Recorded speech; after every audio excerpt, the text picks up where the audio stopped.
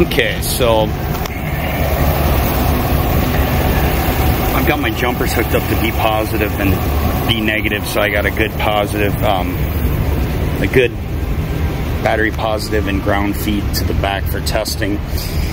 I'm using the power probe here for this testing on the module side, lighting control module. Okay, we'll go through that in the edits just to give you an idea here. So right now I've got the vehicle running, and we should have rear tail lamps. So I'm going to turn my lamps on. Okay. And you're going to see no light on the left rear tail lamp assembly, but the right rear is working. Now the reverse lamps, the reverse bulbs, the turn signal bulbs, and the brake lamps all work. High mounts work. All the other lighting works. It's just this LED light, which you got to pay attention to the schematic because this is the wiring for it right here. I don't know if you're going to see that, but if you look, you've got your LED hookup here, and then that's the socket for this lamp assembly, and then basically we're going to have the switched power feed with the full-time ground coming into the connector. Okay, so what we're going to do is we are first going to see if we can power up this lamp assembly from the harness connector down under the bumper here, and confirm that the light does in fact light, and that'll rule out the light.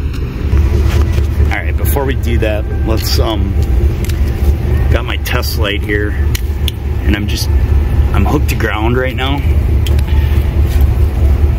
Just making sure, yep, I'm hooked to ground. So we're going to switch her over to B positive, and we're going to check the ground circuit on this. I know these are good. This is just for the sake of testing, okay?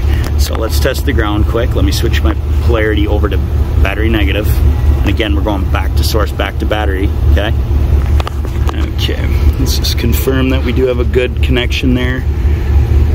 Touch my ground here. And light does light, okay? Alright, so now the connector we're after for that tail lamp assembly is right here. And the black wire is our ground. So let me get access to that. We're just going to back probe that quick. Oh, let's see, which one is it?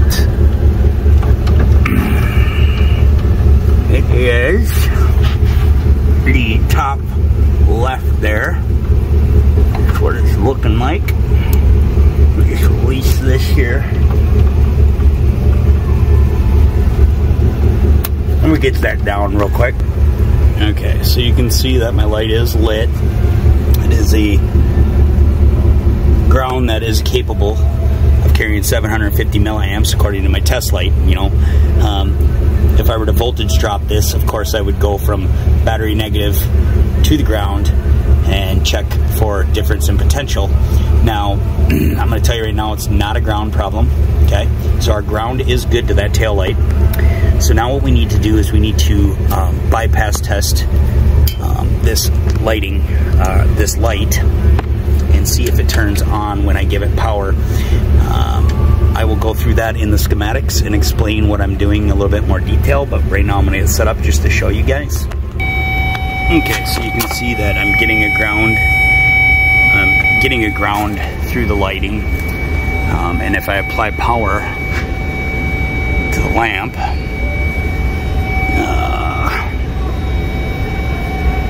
okay, applying power, we have a light, no light, apply power. So that test tells us a lot. It tells us it is not a light problem. So the next test is going to be at the lighting control module. Alright, so here we're at the lighting control module, and our connector we're after is the X1, and we're looking for that that brown blue. That brown blue, if you take a look there, it's right next to that power feed. This is our control or switched power to that back lamp. What we're gonna do is we're gonna check for our, I've got the headlight switch off. We're gonna start the vehicle. So let me just go ahead and push the brake here and fire it up, okay? And what I'm looking for here is I'm looking for 12 volts, or, well, essentially, since I'm plugged back in back there, since that light's plugged back in, if my circuit integrity is good, okay, if my circuit integrity is good, you would think I'd see that ground from here all the way to the back, right? All right, so let me show you something here.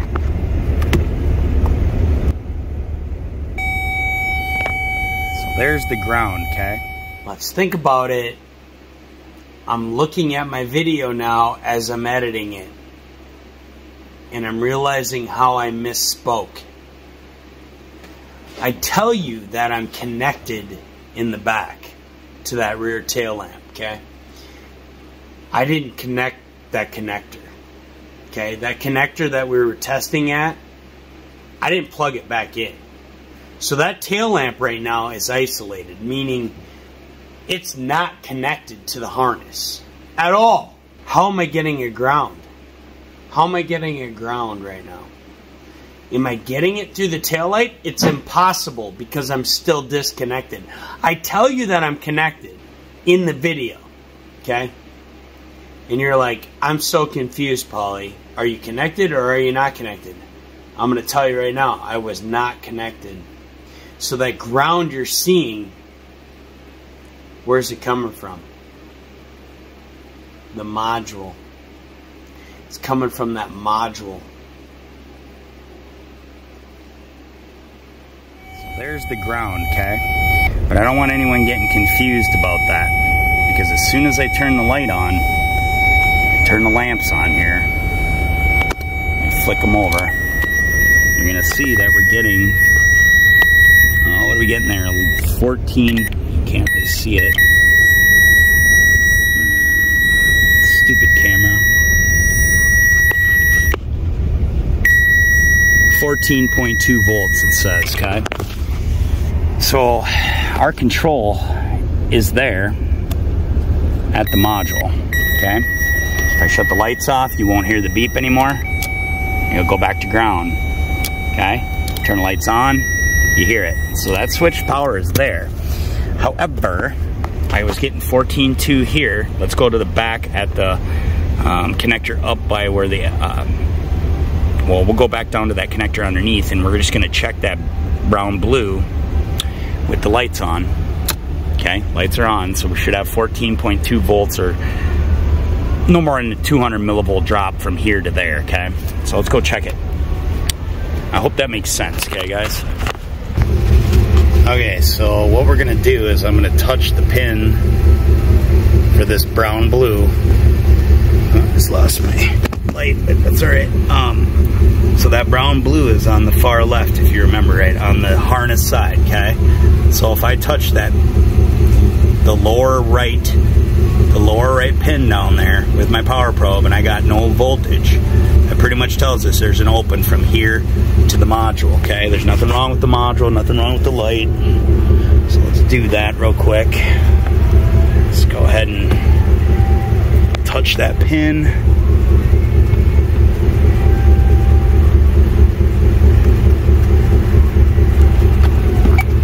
Again, I'm not applying power to anything here. I'm just checking to see if I got 14.2 there. I could use a test light for this as well. Let me get on that. Okay, so if you take a look in there, I don't know if you guys can see it or not, I am touching that pin. There, I'm touching a different pin. Ignore that. There, I'm touching that pin on the far right in there, and I got no power, okay? So, we have an open. Alright, so we found our issue in the upper fender well here. This is the X401 connector in our purple blue. It's on pin 17, of course. I'll show you on the wiring diagram. It's gonna be this guy. Let's see if we can get it to act up again. There it is, right there. So as I'm jerking on the, just barely putting any pressure on that other side of the connector there. So I'm trying to determine whether or not it's on this. Yep. Oh. Where I'm at is right here in the harness. So I'm just putting a little flex on it. So it's right there. Right. Pretty much right there. Now it's hard to tell if it's a loose pin in the connector itself. So I'm just going to put a little pressure on the, try not to move the harness, but I'm going to put a little pressure on this part. Okay, so it's definitely up in here. Yeah, right there. So we're going to go ahead and unwrap this and take a peek at what's going on in here.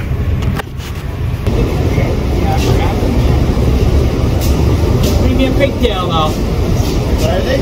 Don't leave a pigtail or anything, hey guys. Just fucking wrap that bitch right in there. What? Oh, it's completely wrapped. Well, it certainly had to be in there because unless I'm just flexing it just right.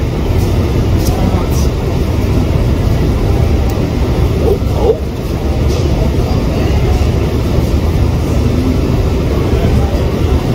Here. Let's try this test again. Now we got her opened up a little bit.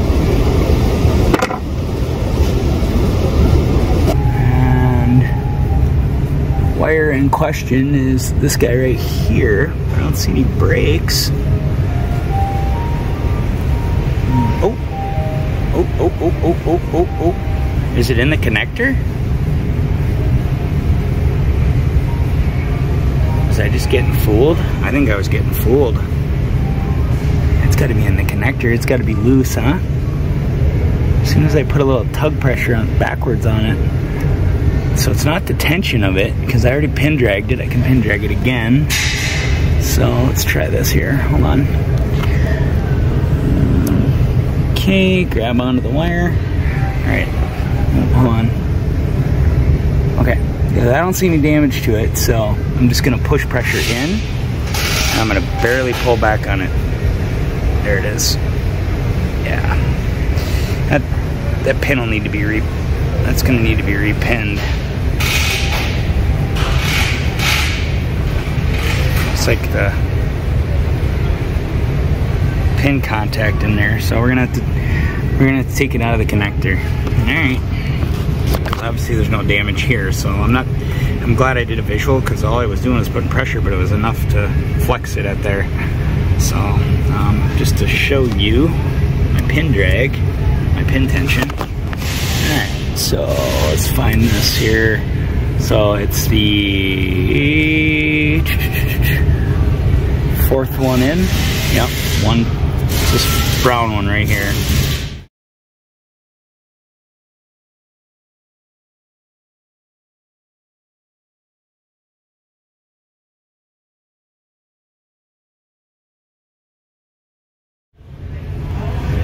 Stuff around in there.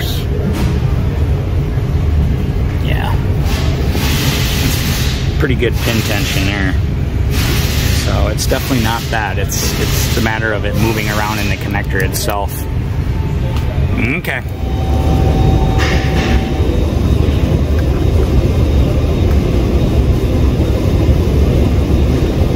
Alright. So there's actually two that had kind of loose pin fitment in for now. Since the availability is not there 3 to 5 days out on those terminated leads, I'm just going to overlay them with a loop-de-loop and bypass the connector for now, and then when we get the connectors in, because this guy's anxious to get his truck back, but we'll eventually get him back to pin it the proper way with the terminator.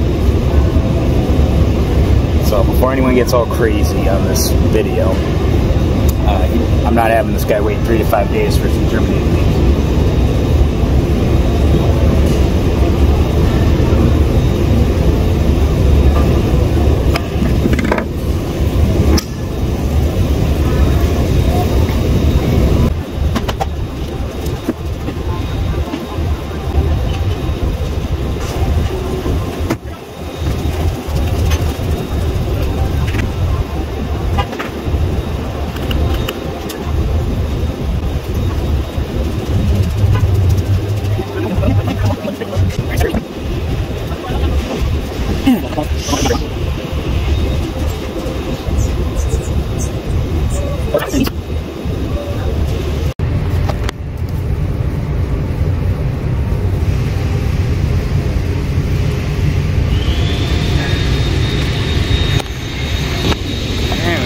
lights on and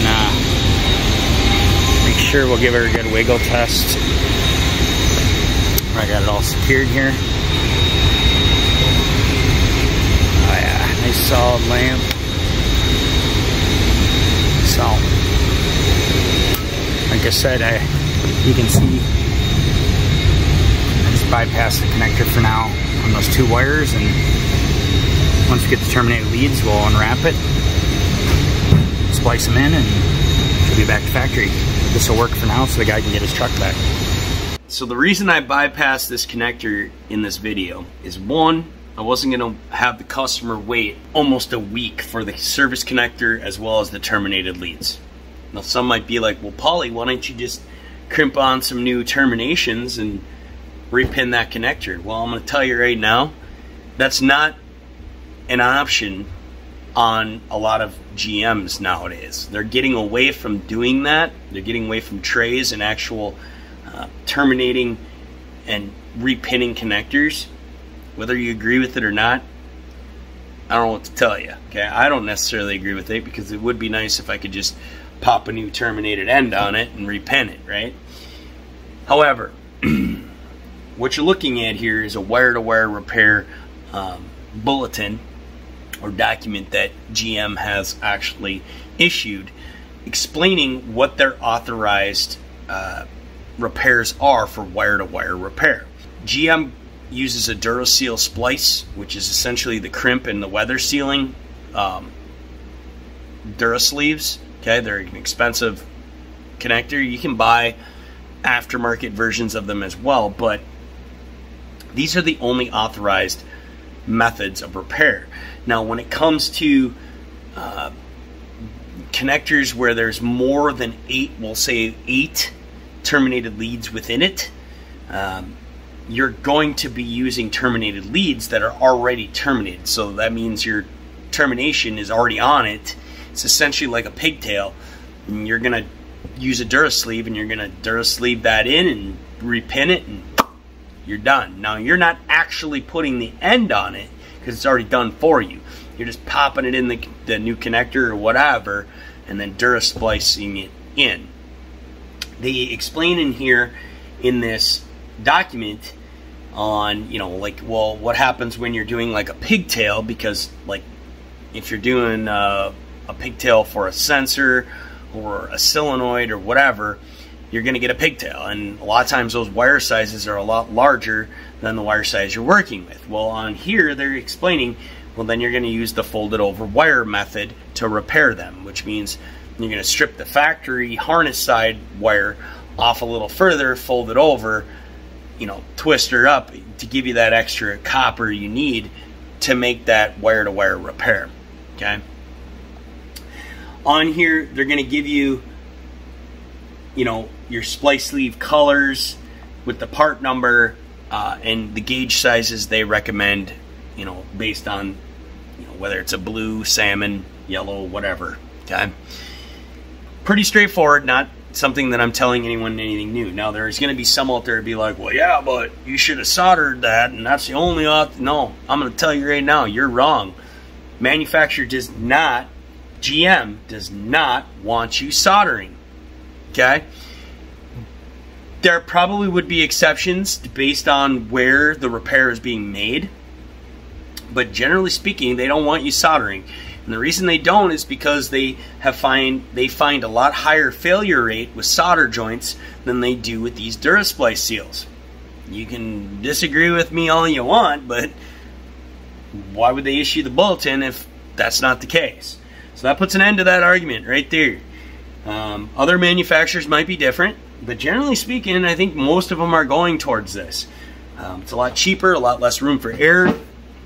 Another reason why they're going to terminated leads is because you don't have to worry about somebody who doesn't have the proper crimping tool at their disposal not getting a good crimp on a termination for a connector. That can make a big difference, you know, unless you do a lot of it. And it's unfortunate because, I mean, it is kind of a lost skill, or, you know, I'm not opposed to that. I know how to do that. I've done it, but unless they specify that there is an actual tray number with a termination that you can get, GM's gone away from that. So what I did in this video was essentially a wire-to-wire repair, but I'm bypassing the connector. And the only reason I did that is because I wasn't going to have the customer wait for a week for a service connector and 2 terminated leads for 2 terminations that are a little loose in this connector. This connector, to be honest with you, is honestly in that harness strictly for assembly purposes. There's no purpose outside of that for that connector. So the repair I made is perfectly acceptable. Ideally, I'd like to get the get the actual connector and the terminated leads to fix it right. But there again, you got to kind of factor in like how long you're going to have that customer sitting on the rack for something as simple as a left rear tail lamp that's not working properly when you can bypass it. The reason I put the loop in the wiring when I bypassed it is so that if you do untape it and you want to remove that connector and get that space you need to do any type of testing in the future, you can do that, okay? Not an issue. Perfectly acceptable. So I wanted to clarify that so nobody's wondering, or so anyone out there that wants to make that argument, well, that's not the right way to do it. Well, I hate to tell you this, but if you look here, that's exactly how you're supposed to do it. So moving on. What I want to talk about is circuit design so that you understand why we were testing it the way we were testing it, or why I was testing it the way I was testing it. So I've got the service manual up here for this 2023 Suburban 4-wheel drive. Okay, we're going to go into body systems. Now again, this comes back to learning how to navigate service information. All right. If you're not used to navigating service information, the only way to get used to it is to learn it and start finding where to find this information, okay? We're using factory information here, so you're going to have to take it for what it is. We're going to go into lighting. We're going to go into schematics and routing diagrams, okay? And what we want is we want our exterior light schematics. We want our stop, tail, side markers, and turn signals rear. Okay. So this is our schematic. Let me bring this up here. Okay, so if you take a look here, this is our tail lamp circuit that we were testing. Okay, you're going to see here circuit 6993 on this brown blue. Okay, this is the circuit we're having issues with. This is X401 is our connector that I'm showing you in the video that I bypassed. Okay? Our issue was a pin fitment issue at pin 17 there. We also had a pin fitment issue on pin 14 here for the right rear, believe it or not. I ended up bypassing both because I wasn't about to have this thing come back for the right rear not working after I just got done dealing with the left rear. So I just took care of both of them at the same time. We did do our pin drags on X401 with the appropriate tool.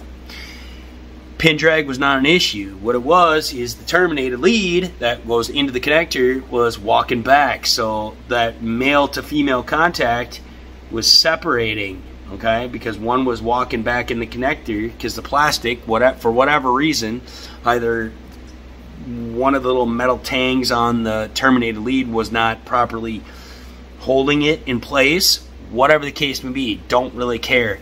It's not worth wasting the time. We're going to bypass it altogether. We can't get terminated leads within a timely manner to get this customer back on the road and be happy. Perfectly acceptable. The thing of it is, this connector, like I said, serves no purpose. It literally is for assembly purposes, okay? It's nice to be able to split the circuit and be able to go to this connector. However, we wouldn't even have an issue if this connector didn't exist to begin with, right? Nevertheless, what we're doing in this testing is we are at our rear tail lamp assembly at the beginning. And I was testing this ground circuit, circuit 1950 there. I was testing it with a test light, my 160 milliamp MAC test light, hooked to battery positive. I disconnect my connector, which, there again, this connector for this E42 Lima rear tail lamp, left rear tail lamp assembly. What that connector is not even drawn here on the factory diagram. That connector, yeah, I can get the pin out for it and I show you that, but it don't even match what I'm seeing on the car. This happens often, even with factory information. So don't think it's just, this is not exclusive to independent side versus dealer side. We both deal with the same BS, okay? They might have switched a harness, they might have done something different, it didn't get updated on the schematic. You're going to run into this. So you need to think outside the box. This is why it's important to understand wire color. It's important to understand circuit design. Okay, so this lighting control module, this K219 up here, this lighting control module, you can see that it shows a driver or a transistor that switches a power feed down to this logic board, this what is it, A90 logic board for these rear LED stop or rear tail lamps. Okay, we were not getting that 12 volt feed down here because we had a pin fitment issue at X401, right? Essentially, we had an open, right? An intermittent open at that connector. What I'm doing is I'm using the power probe on the male side, this harness side here, the one that I've got highlighted, that you can see there on the brown-blue for circuit 6993. Get used to circuit numbers because it's very important when it comes to rating your story. So we weren't seeing that 14 volts that we were seeing at the lighting control module at X1, okay? We weren't seeing that down here at this connector. That tells us we have an open somewhere. And the reason we went to X401 was we wanted to split the circuit and find out, well, is it on this side? Is it up here that we're having our issue? You know? Or is it down here that we're having our issue? Split the circuit. Nevertheless,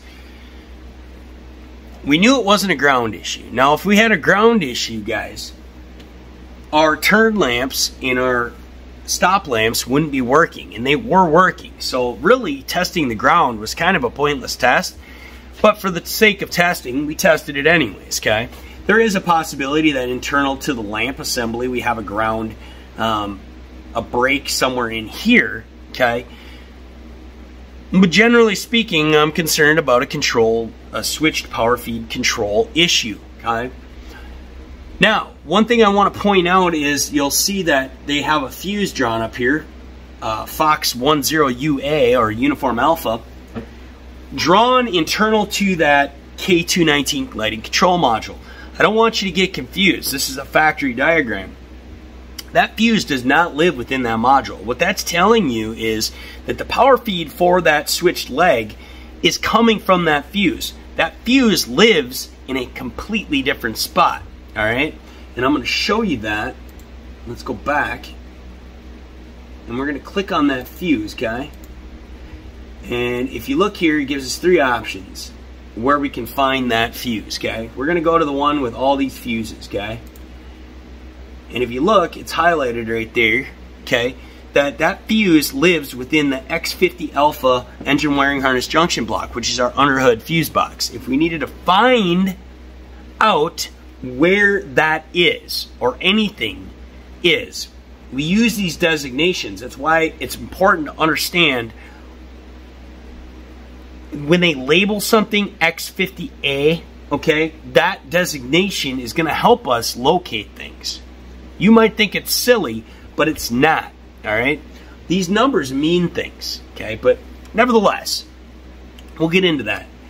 Look at this fuse. This fuse is a full-time battery fused feed from our junction blocks, or our junction block under the hood, or our underhood fuse box, and it's feeding our lighting control module down here on pin, what is that, 23 on the X2 connector, okay? That feed comes in to feed that module so that that leg circuit for that light circuit 6993, I believe it was, right? That's the feed. That's where it comes from, all right? It's very important that you understand that so you don't get confused, okay? Because what if we didn't, when we come up here at X1 on our lighting control module, what if we didn't see that 14 volts when we're switching our headlights on? Okay, now I'm thinking maybe I got an input issue. But the fact that the other lights are working and that's the only one not working, well, now I'd be thinking, okay, maybe I've got a power feed issue to that module. Maybe I should be looking at this fuse FOX10UA a little more closely. That wasn't the case here, okay? We were getting that switched feed. The other thing I want to talk about is, if you noticed, in the video, I put notes in there. I had this rear tail lamp assembly still disconnected when I'm testing at the module. And when I touched my power probe on X1 pin 10 there at the module, with it plugged into the module, I was getting a ground. And I didn't have the lights on. Until I turned the lights on, it would switch to a power feed, right? Where was that ground coming from? Some might think, well, Pauly, you might have a short to ground somewhere along circuit 6993, right? And that would be understandable for you to think that, okay? But let me ask you this. If I had a short to ground along 6993, right? Why didn't I have a code? Okay, and why didn't I blow fuse FOX10UA? Isn't that why it's fused? Just in case? What if that circuit 6993 did short to ground, a straight short to ground, and this lighting control module switches it on, doesn't know that it's shorted to ground, and boom, it's going to blow that 20 amp fuse, okay? Got to think outside the box a little bit. Not trying to insult anyone's intelligence, but think about it.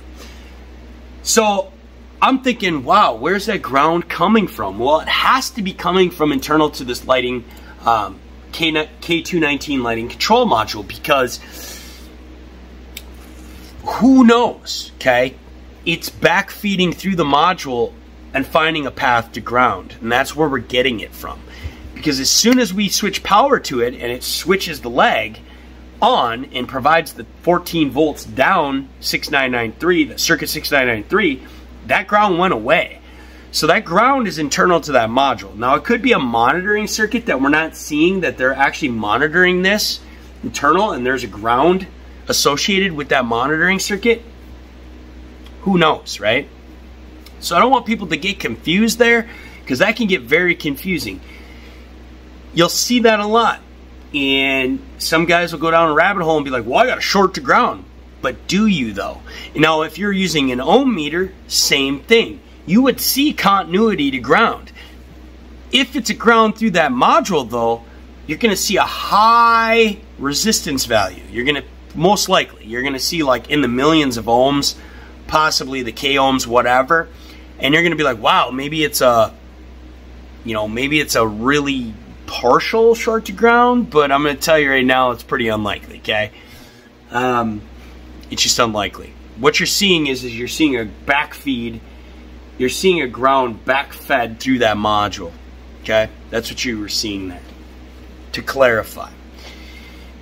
When it comes to writing a story, okay, for warranty or whatever, they're going to want to know what documents you're referencing and where you're testing and what exactly you're doing. So you need to paint that picture for them. That's where these document ID numbers on these diagrams and on anything you look at in the factory information come into play, okay? And these descriptions. Now what I do, and I'm not saying you have to do this, this is just an example of what I do, is I usually pull up a Word document at work as I'm going along, and I'm copying and pasting every diagram's description and document number along the way. Then I just do a quick down and dirty, like, checked for 14 volts. So here, I'll give you the example. So the first thing I did in my cause line is I wrote, completed a vehicle health report and found the following. Telematics control module had a U3047 control module watchdog safety controller malfunction stored in history. Now that had nothing to do with our concern, but I document it, okay? Because it's a warranty issue. Now it very well could have something to do with it, but it's documented. Next, I referenced the stop, tail, side markers, and turn signals rear document ID 5998614 wiring schematic, which is the one we have up right here, and applied ground to circuit number 1950 at pin number 1, ground, and applied 12 volts to circuit 6993 at pin 3. That's just clarifying this for you. That's these two pins, this one and this one. So what I'm telling them is I'm applying a ground and a power to these. So I'm applying power here on pin 3, and I'm applying a ground to here, but with the module out of play and this ground out of play. I'm giving it a ground straight to the tail lamp assembly. That's what I'm saying there. And apply 12 volts to circuit 693 at pin number 3, left rear park lamp control at the E42 Lima rear body structure stop lamp left connector document ID. So that's the document identification number for that connector at that tail lamp. Okay, and I'll show you that. And was able to light the left rear park lamp with it disconnected from the chassis harness, telling him it was disconnected. So if I reference this document number 6101662, how do I find, why is it important to reference that document number here? Let's copy that. Let's go back here, okay? We'll come back out, we'll go to SI, all right? And right here, it says, find a document by its ID, bulletin, or campaign number in number search. Let's click on that. Let's paste in that document number. And I'm going to show you something that's pretty slick. Hit search, boom. I'm right at the connector we were testing at. Now, granted, this is the one I was telling you wasn't necessarily correct because it really was a 6-way we were on. But how nice is that? And I'm telling them that I'm giving a ground to pin 1 here, circuit 1950. I'm giving it a ground with this disconnected, giving a ground straight to this. Then I'm also giving it a power feed to circuit 6993 on pin 3, and I'm essentially being the lighting control module and the ground with my power probe. And I'm bypass testing to make sure, yep, we don't have a light problem. We've got a switched feed problem. Okay, we don't have a ground issue. We have a switched feed problem somewhere from this lamp assembly to the lighting control module. Okay, so I word this as such. All right. Next, load tested circuit 1950 at pin number 1 ground on the chassis harness with a 160 milliamp test light and found no issues. That's exactly what we did. Next, tested for 12 volt switch feed from circuit 6993 at pin number 3 for that left rear park lamp control with a DVOM. I say DVOM or digital voltmeter. We're using a power probe, doesn't matter. We're reading voltage and found 0 volts. Indicating there was an open from the lighting control module, the K219 lighting control module, to that rear stop lamp, okay? And then I give them the document ID number again. Refer to stop lamp this, so refer back to that wiring schematic if you were trying to figure out, okay, what is he really talking about here? He's talking about from here to here, okay? Next, tested circuit 6993 at pin number 10, left rear park lamp on the connector number X1 at the lighting control module. Now I'm referencing the X1 connector document ID number for that pinout of that lighting control module for X1. For switch power feed with the vehicle running and the headlights on. And I found 14.2 volts, indicating there was no issues with that module. The inputs or outputs for the left rear tail lamp, all good. Next, I performed a visual inspection of chassis wiring harness from that rear stop lamp connector, okay, the male side connector, to the body wiring harness to chassis wiring harness. Okay, what I'm doing here is I'm telling them that I just did a quick visual from the left rear harness connector, the male side, chassis side, not the tail lamp side. I'm doing a visual of that harness all the way back up the passenger side, all the way through the front. Just a quick visual, just to look for anything obvious, all the way up to X401, where we were at in the driver's front fender well. And I'm giving them a reference for a figure of vehicle underbody chassis harness document ID number from grid D17 to grid area H6. Now let's look at that so I can explain to you what I'm saying here. D17 would be right here, to H6. So I'm following the chassis harness all the way, doing a visual all the way along the passenger side, all the way back till I get up and over and back over, and then I come over to H6, which is right here, which is where X401 lives, which I believe is number 20 there. Okay, if we go back out and we were to look at 20, yep, 20, item 20, X401 body wiring harness to chassis wiring harness.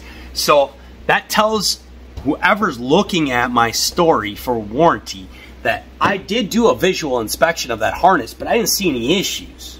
But at least now they know exactly, I can paint the picture for them with a figure. It takes some thinking and it takes some time to understand where I'm going with this, but this is how it has to be done, okay? This is the ideal way they want it done. Now, how I word it and how I do it, am I perfect? No. I'm just giving you what I know, okay? It's a work in progress. I'm not perfect at it. I don't expect anyone else to be, but this is what they're looking for when it comes to a story to justify your time. All right, moving on. Next, performed harness wiggle testing with the headlights on at the X401 body wiring harness to chassis wiring harness.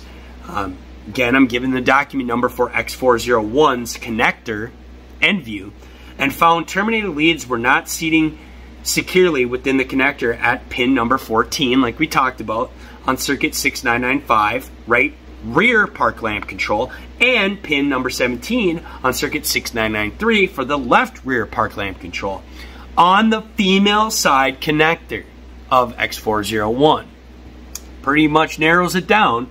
Reference figure of vehicle underbody chassis harness front document ID, this grid number D7. So if they're wondering where I'm doing these wiggle tests, they could literally come back, again, copy this document number, they can go back and they can be like, okay, well, I want to see where he was at when he was doing these wiggle tests.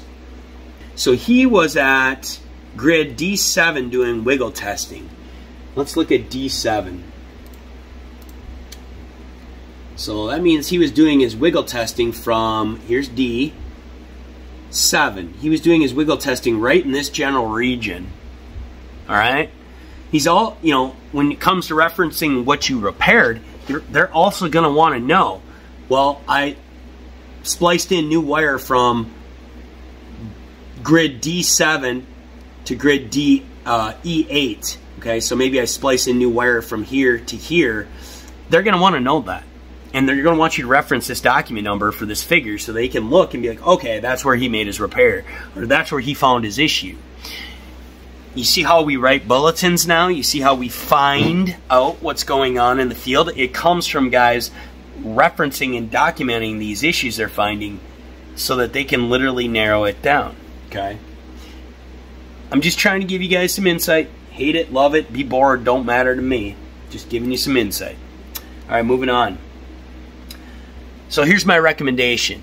I recommend replacing the X401 body wiring harness to chassis wiring harness, document number, female side connector, splicing in a new terminated leads for pins 14 on circuit 6995 right rear park lamp control and pin number 17 on circuit 6993 left rear park lamp control, and confirming repairs, or confirm the repairs. My correction is literally gonna be that in past tense. So I literally could take this, if I wanted to do a correction, I could copy it, and this is literally what I do in the shop, and then I go to my correction line and I paste this, okay, and then I just go replaced number X401 body wiring harness, chassis wiring harness, document ID, blah, female side connector, and spliced in new terminated leads for pins 14 on circuit 6995 and pin 17 on circuit 6993, and confirmed repairs. How nice is that, huh? Done. Done. Close the line. When it comes to warranty labor codes, again, this is more administrative, but for you as a technician, you might want to know this. There are labor codes associated with these repairs. Here's the ones that I found for this, excuse me, for this particular case study. So labor code 2041150, rear body structure stop lamp replacement. Diagnosis time, document number, 1 hour. I get 1 hour for that. I can claim up to 1 hour of diagnostic time for that. Labor code 2045730, lighting control module replacement. Okay, I had to remove I had to go to the lighting control module, right? Diagnosis time, up to 1 hour. I'm getting my 1 hour because I had to go to that lighting control module. I had to go to that rear body structure lamp and remove it, which required removing part of the bumper. Labor code 2045912, connector reconnection, lighting, wiring, repair time. I can claim up to a half hour for that. Okay, so right there I can get my 2.5 hours. Then my OLH time. Okay, there is going to be some OLH here because, well, depends on what I got to do. I got to unwrap harness. I got to go into parts. I got to rewrap harness with anti-vibration tape. So I'm going to get I can claim up to about another half hour in OLH. Okay, so in all, I can get about 3 hours out of the repair, which is about what it took me with diagnosis. Okay, by the time I tore everything apart, got everything to where I finally narrowed down on my issue, did all my story, did all my estimates on what I need for parts, and determined what direction I wanted to take it in order to repair or fix this concern. About 3 hours. This is why people that technicians out there that may have never worked for a dealer or worked on warranty, they need a better understanding of how much is really involved when it comes to these warranty repairs. There's more to it. Some out there will be like, well, that seems like a lot of wasted time and a lot of wasted crap. Well, I don't necessarily disagree with you on everything you're saying. However, you also got to look at it from the standpoint of, well, if this is a common issue we're going to be seeing on a 2023, maybe we need to issue a bulletin to have the tech just not waste that 3 hours of time, but that one guy who had to find it, and then the next guy who had to find it, and we're seeing a common pattern here across the board. Maybe we need to issue a bulletin to get rid of this connector X401 altogether, and that bulletin might say, hey, go in there, you're going to cut this, and you're just going to bypass this and wrap the harness up and be done with it. And then we don't have all these pin fitment issues on X401 causing intermittent conditions. That's why